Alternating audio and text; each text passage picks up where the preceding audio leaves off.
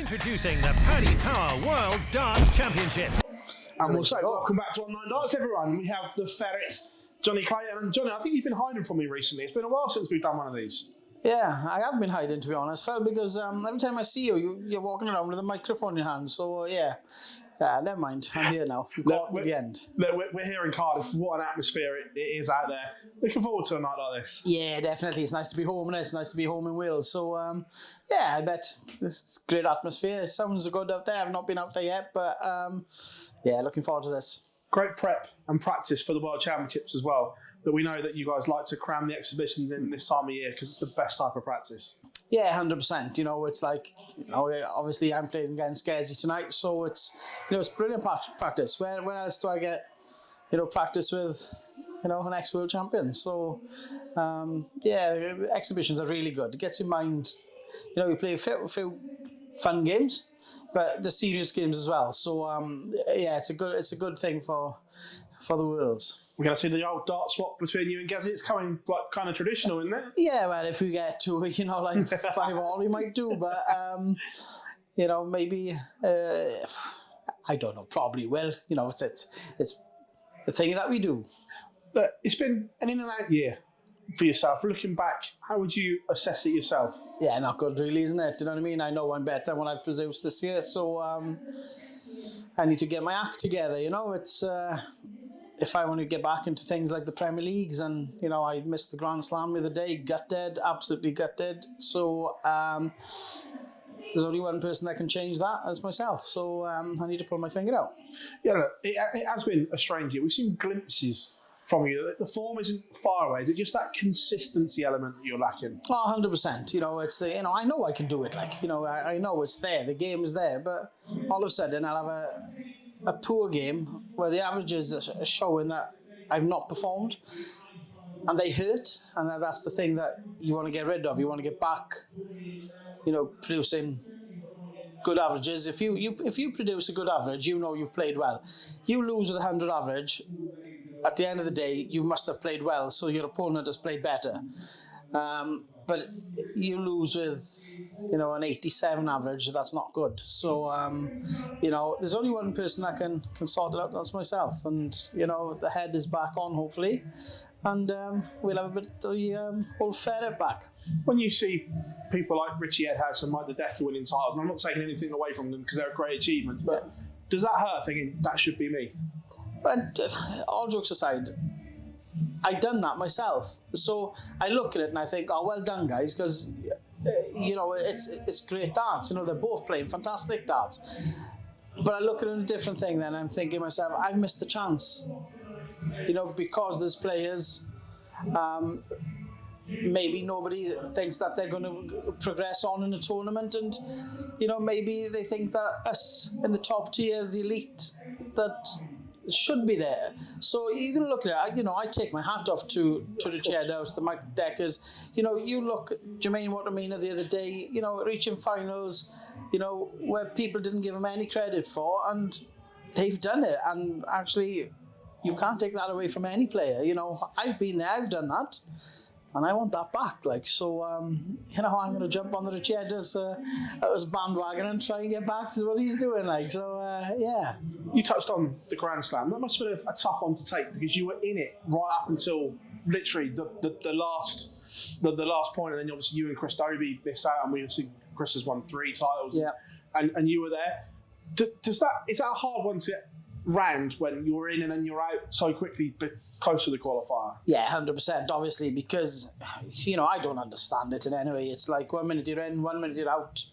It's like, you know, I could run that tournament down and I could brag it up, but at the end of the day, I've got to take it on the chin. I wasn't in it. I didn't do well enough to be in it, so it's my own fault. And, you know, it did hurt because it is a good tournament. It's one of the best tournaments, but, you know, I'm going to have to mend things and make sure I get into it next year. I know you said you don't want to run it down, but you're not the only top pro that has said the qualifying criteria needs looking at. Do you think it does need a change when so many big names are missing, and almost have the top 10 in the world earned the right to be in every TV tournament because of what they've done? Well, I'd even go to top 16, to be honest, Phil, because, you know, if you're in that bracket of the top 16 in the world, you don't miss any tournaments. You have to be everywhere. And, you know, all the travelling we do, the things we miss at home, you know, it's tough. And, you know, people say, you know, that, you know, the hierarchy might turn around and say you don't have to do them all. But if you want to stay in that 16, they're dangling a carrot. You have to do them all. And, you know, you might miss 1 or 2, you'll be okay. But you can't miss 5 or 6 because you just fall down the rankings. You know, myself, with maybe this sounds wrong, but I can't see if there's players in the Grand Slam who don't hold a Pro Tour card. Why would it benefit it as? Why would they benefit that competition as a ranking tournament? It doesn't benefit them, where there's players missing out, which it is our own fault for missing out.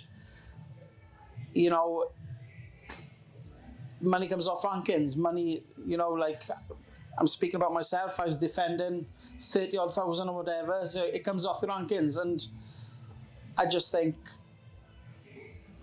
we should be in. I think top 16 of the world should be in every tournament. What other professional sport don't you see the top boys in, or the top teams, or the top? Why does that do it? So, you know, I know it sounds as if I'm slagging it off, but I'm not. I don't. No, I don't. I'm not slagging it off. It's just changes you'd like to see.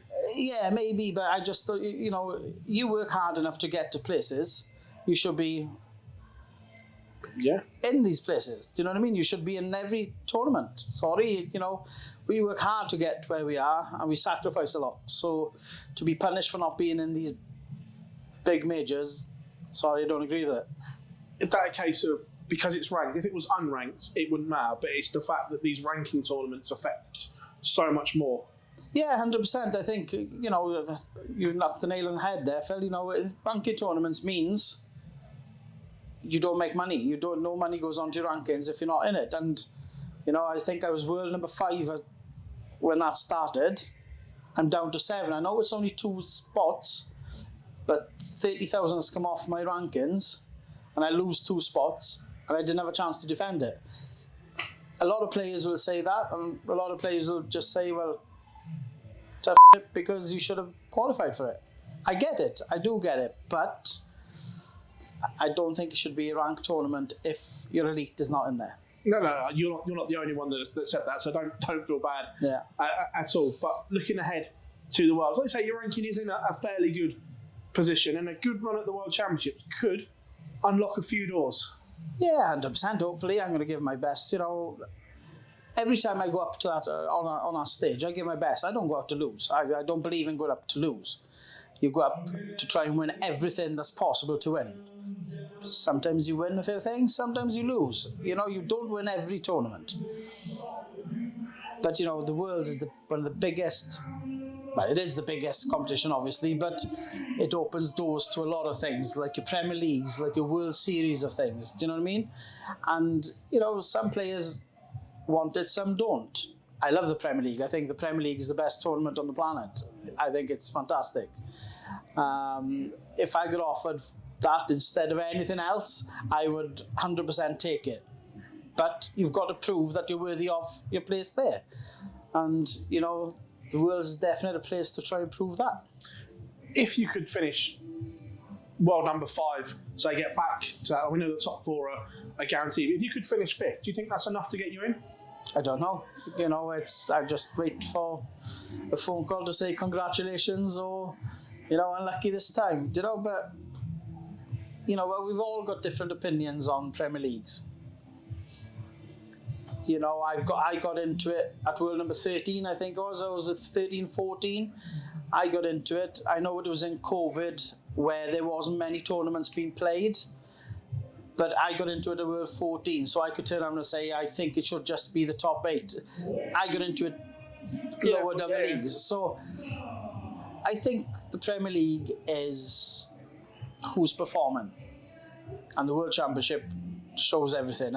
You know, it's who's ever on form in the World Championships will probably be on form on the first Thursday of February. So that's what I think.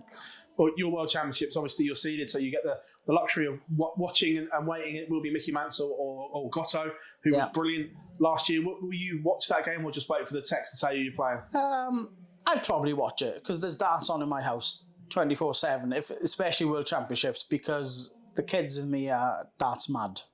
So there's darts that they're on. So I'd probably be watching that.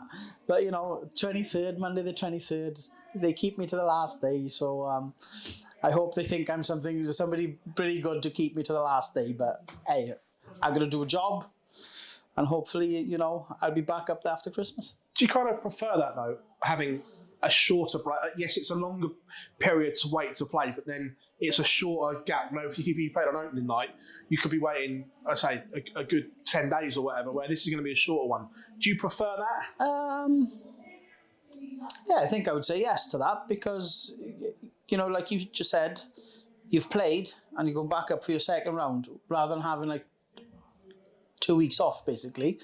So, I think I do, to be honest. I think, maybe a Saturday night would have been a bit better than the Monday, but no, genuinely, I quite like it.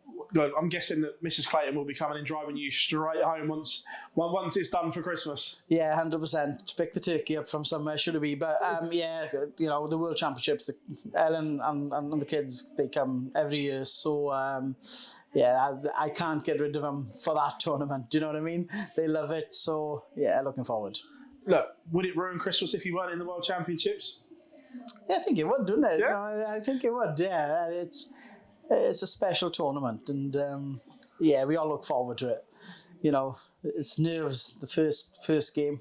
There's always nerves, but the first game is, please win your first game. Let's try and get over there and get running. So, looking forward. I remember when you were going through that period of winning everything, that you went to the Worlds as genuinely one of the favourites, and everyone was talking about Jonny Clayton, and you didn't particularly like that being tagged at a favourite. Do you prefer this one where Jonny can just go and be Jonny under the radar a little bit and not be spoken about?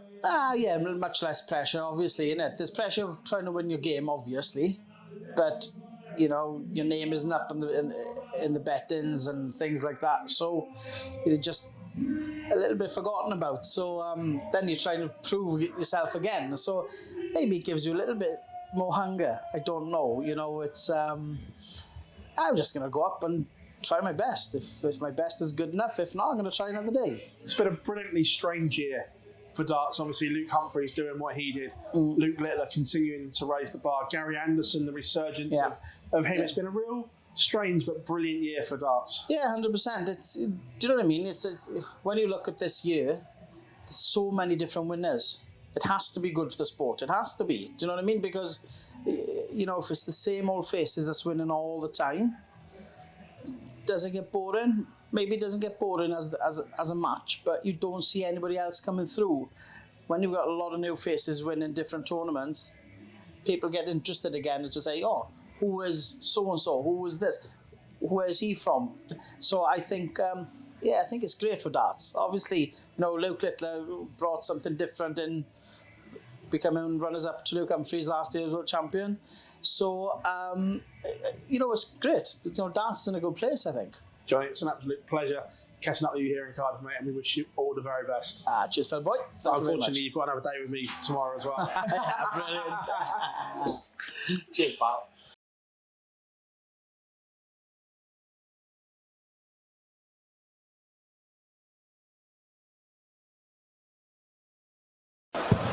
One.